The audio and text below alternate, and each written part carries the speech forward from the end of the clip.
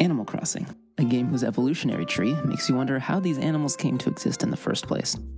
Animal Crossing New Horizons is the latest game in the Animal Crossing series, and I love it. I've played it every single day since it came out, and have had a blast playing it. But I want to talk about crafting. Crafting is one of the big additions that came with this version of Animal Crossing. If you haven't played the game yet, crafting basically allows you to build things like tools and furniture using various natural resources available on the island. In the past, the only way to get furniture was to buy it or to get it randomly from other sources, so in principle this is a clever way to give players more options for designing their islands. The thing is, I don't know if adding crafting was the right move for the franchise. Crafting is good for certain types of games, but the role of crafting in Animal Crossing doesn't really fit what the game is really trying to go for. So come with me to a new island adventure as we explore how not to design an effective crafting system.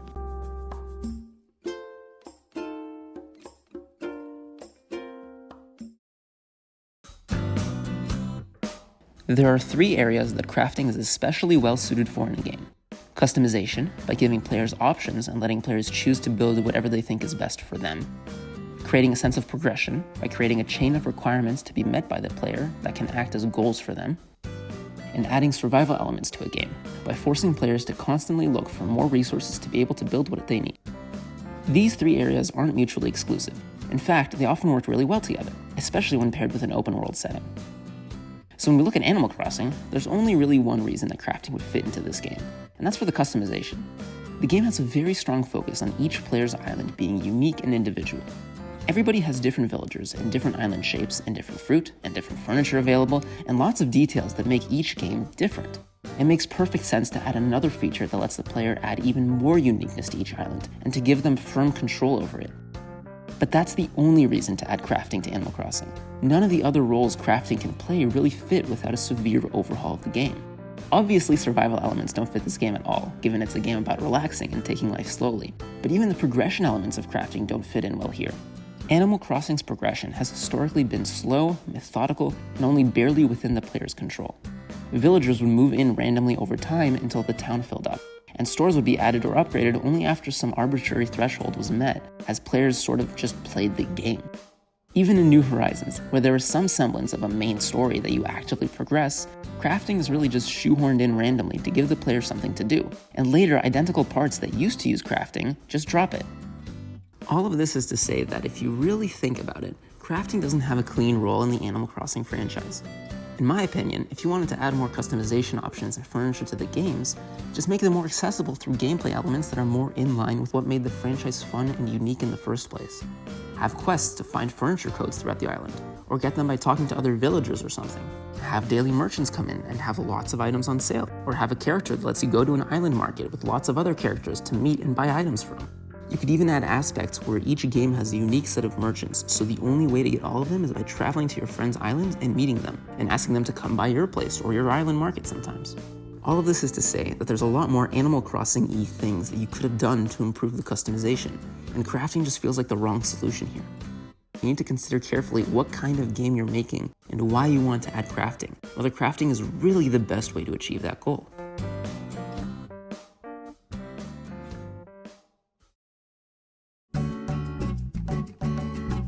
If you have a game with crafting, you obviously have to have resources available to craft with. When creating resources, you actually have 2 main questions you want to ask. How do you get the resource, and what is it used for? While these are 2 different questions, they need to be closely linked, and decisions regarding one factor have to be taken into account with the other. For example, typically a resource like stone is very easy to find and requires very little to collect it. As a result, most items you can craft from stone are either very simple and primitive, or require enormous amounts of stone and are more powerful or complex.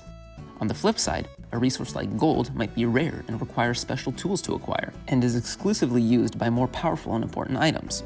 This connection between ease of access and usefulness is extremely important because the only valid reason to have more than one resource is to provide a sense of progression.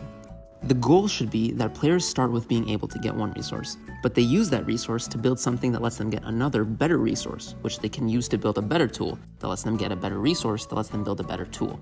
This spiral gives the sense that you as the player are getting stronger, because with each new tool or item or upgrade, you're capable of doing more than you could before.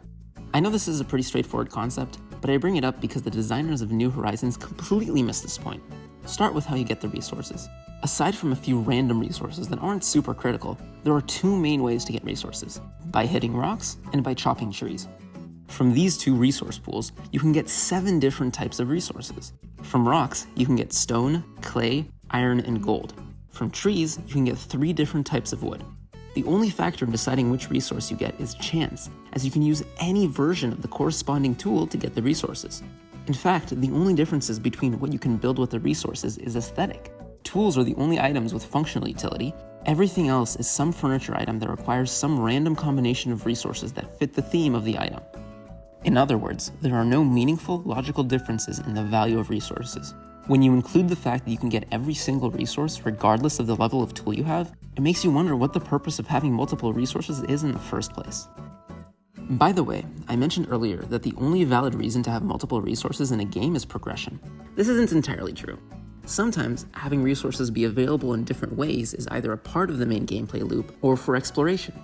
While there are ways to implement it well for these reasons, oftentimes it's just a slippery slope that becomes having resources for the sake of having them, which is just another way of padding the game, which is really just a nice way of saying wasting the player's time. New Horizons' resource system is a great example of this. None of the resources are meaningfully different in terms of value, but if you want to build things with iron or a specific type of wood, you're just going to have to waste a lot of time grinding away until you get enough of them. Is this fun to do? Does it meaningfully challenge or engage the player? No, it just takes up the player's time.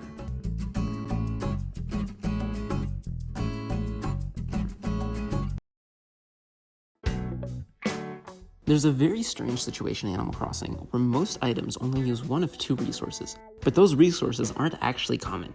Most items that require some type of wood just use the base version of the wood, but that only appears 1/3 of the time, same as the other 2 types of wood, which are rarely used for anything. Iron is the 3rd most common stone resource, but is used far more than either clay or stone is, neither of which are used for almost anything important. Hell, there's not even a progression aspect in what you can build with. Tools are a unique exception where they require a lower version to build a better one, but aside from that, every item is pretty much independent. Some items aren't, but they just require a specific previous item, and then more of the exact same resources that were used to build that first item. Now, there's a kind of sub-area of using resources that isn't as obvious at first, and while it doesn't add a lot, it can really ruin the crafting experience when it's done wrong. This sub-area is inventory management. This is basically determining what the limitations are for what players can carry around with them. The purpose of limiting how many items you can hold is to make exploration more challenging by forcing players to make trade-offs. It forces players to ask themselves, how difficult is it to get where I want to go? What do I really need in order to gather more resources or explore? Which resource is worth more to me right now? These kinds of questions encourage players to not only strategize before going on adventures, but also to try and find or create better ways to get to the resources they need. It's a mechanic that's stressful in nature because all it does is add friction to playing the game. This can be healthy friction that enhances the experience, but it's friction nonetheless. So if your game doesn't really have a situation that forces you to strategize, having resource limits and forcing inventory management is worse than useless. It's counterproductive to the gameplay experience and just serves to make players frustrated without any payoff. Animal Crossing falls into this trap. There is no good reason for the amount of inventory management you have to do in this game, because all resources are infinite and there are no real time limits for almost anything. There's no good reason to force players to only be able to carry around 30 of the same resource in one slot, or to have a maximum in the amount of bells you can carry in your wallet. All it does is force players to essentially pause their gameplay whenever they reach their cap, store whatever they have in storage spaces, or sell their items to pull from the infinite money pool that is Nook's Cranny, and then go back to doing exactly what they were doing before. In other words, it just frustrates the player and wastes their time. Games can let you collect freely and without worry if the game doesn't have a focus on survival. This is especially true because the game provides nearly infinite storage anyway. In a game where every single action you take results in either money or an item, the only way to avoid having to do excessive inventory management is by just not playing. Compare this with a game like Breath of the Wild, which has a strong focus on fighting and exploring with optional items you can collect. You could, in theory, avoid collecting items without it affecting your overall experience too much. Of course, Breath of the Wild doesn't really have any inventory management in the first place, except with weapons, which all break and naturally cycle out of your inventory anyway. While we're on that, having tools break in Animal Crossing is another really stupid design decision. Temporary tools force players to consider whether it's worth using the tool now and potentially losing it until they can get a new one, or saving it for a more urgent situation. Even in a game like Breath of the Wild, which didn't implement these mechanics that well, there's a good reason behind having your weapons break, since a weapon breaking can change the strategy coming into or right in the middle of a fight. Animal Crossing has no such stakes anywhere, because aside from bugs, you don't have any idea what you're going to get from using your tool until after you've used it. Aside from a few exceptions, the reward of using your tools are random and hidden until after you've used the tools, so you can't even really strategize and conserve your tools and resources. And again, the consequences of your tool breaking is just having to go get more resources from the pool of infinite resources, go to a specific spot, craft a new tool, and then go back to doing exactly what you were doing earlier. In other words, it just wastes your time. By the way, if we can go back to the infinite storage thing for a second, I just want to say that I know I lied. Your storage isn't infinite. I know there's lots of people who want to collect all of the items in the game and run out of storage really quickly.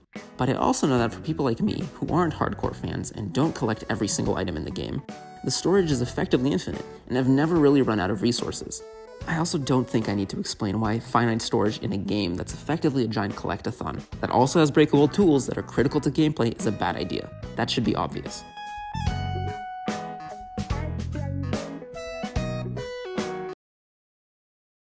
I just want to say, I'm still really enjoying New Horizons. It's still really fun, and its enormous success as possibly the best-selling Switch game of all time speaks to what a great experience playing it is.